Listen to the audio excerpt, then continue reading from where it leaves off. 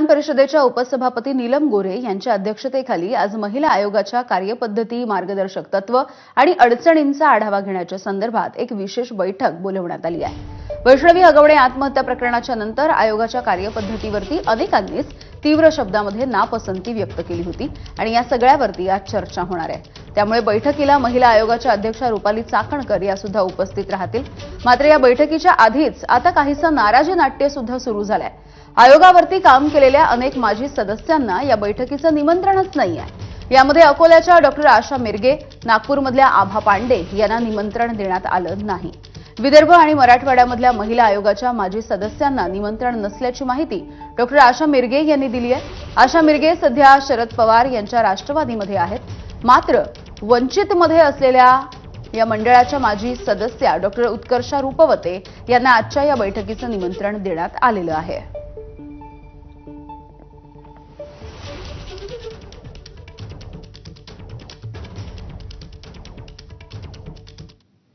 दरम्यान महिला आयोगाच्या माजी सदस्य डॉक्टर आशा मिरगे यांनी या संदर्भात काही वेळापूर्वी एबीपी माझाशी बोलताना काय प्रतिक्रिया दिली आपण पाहूयात।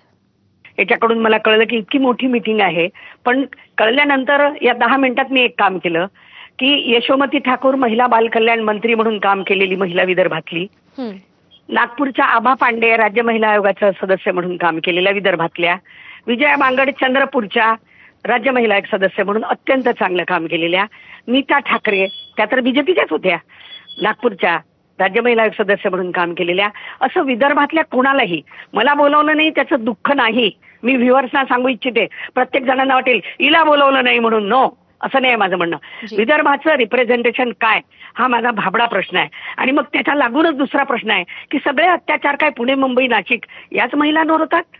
विदर्भातला आमचा मंत्री, मुख्यमंत्री अख्ख्या महाराष्ट्रावर राज्य करतो आणि विदर्भातल्या 11 जिल्ह्यातली एकही महिला कार्यकर्ती ऍक्टिव्हिस्ट, खरंच विदर्भातले जे अन्याय होतात ते आणि मुंबई, नाशिकचे तुमचे महिलांवर होणारे अन्याय यात अत्यंत मोठा फरक आहे। इथल्या अत्याचाराचा, अन्यायाचा बाज वेगळा आहे, लोकप्रतिनिधींचा बाज वेगळा आहे आणि तिथल्या अन्याय, अत्याचार, लोकप्रतिनिधींचा बाज वेगळा आहे।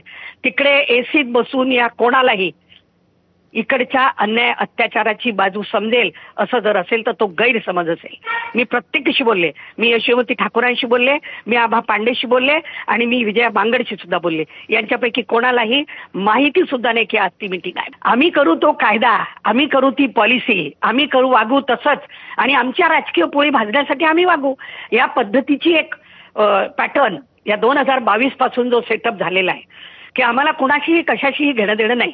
महिला आयोगाच्या याच्याबद्दल त्यांना नॉलेज आहे असं त्या म्हणत असतील तर त्या आपली दिशाभूल करत आहेत। त्यांचे नेते, त्यांना अपॉइंट करणारे, त्यांच्यावर प्रेम असणारी त्यांचे सगळे दादा ताई हे म्हणत असतील तर हे आपलं दिशाभूल करत आहेत।